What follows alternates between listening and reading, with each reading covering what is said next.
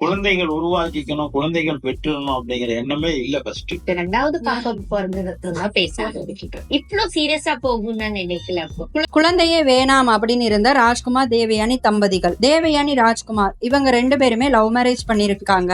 இவங்க லவ்வுக்கு பேரண்ட்ஸ் யாரும் ஒத்துக்கறல. கேட்டை ஏறி குதிச்சுதான் தேவயானியே அவங்களோட கல்யாணத்துக்கு போயிருக்காங்க. ராஜ்குமார் எடுத்த 4 படத்துல தேவயானி ஹீரோயினா நடிச்சிருந்தாங்க.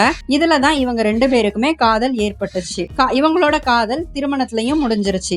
திருமணமாகி கொஞ்ச நாள்லயே பாத்தீங்கன்னா ராஜ்குமார் தேவயானிட்ட சொல்லியிருக்காங்க, நம்ம குழந்தை பெத்துக்கிற வேணாம், ஏன்னா இந்த உலகத்துல நம்மளே பிறந்து கஷ்டப்பட்டுட்டு இருக்கோம், இதுல நமக்கு வேற குழந்தை பிறந்து கஷ்டப்படணுமா, உனக்கு நான் குழந்தையா இருக்கேன், நீ எனக்கு குழந்தையாயிரு அப்படிங்கிற மாதிரி சொல்லியிருக்காங்க. ஆனா தேவயானி இதுக்கு ஒத்துக்கறல. அதே சமயத்துல இவங்க 2 பேருக்குமே குழந்தை செட்டும் ஆகல. தேவயானி ஏறாத கோயிலும் கிடையாது. தேவயானி மிகப்பெரிய பெருமாள் பக்தர். அவங்க பெருமாளை நோக்கி பிரார்த்தனை பண்றாங்க, எனக்கு குழந்தை வரம் கொடு அப்படின்னு சொல்லிட்டு பிரார்த்தனை பண்ண ஆரம்பிச்சிட்டாங்க. அவங்களுக்கு குழந்தையும் செட் ஆயிருச்சு.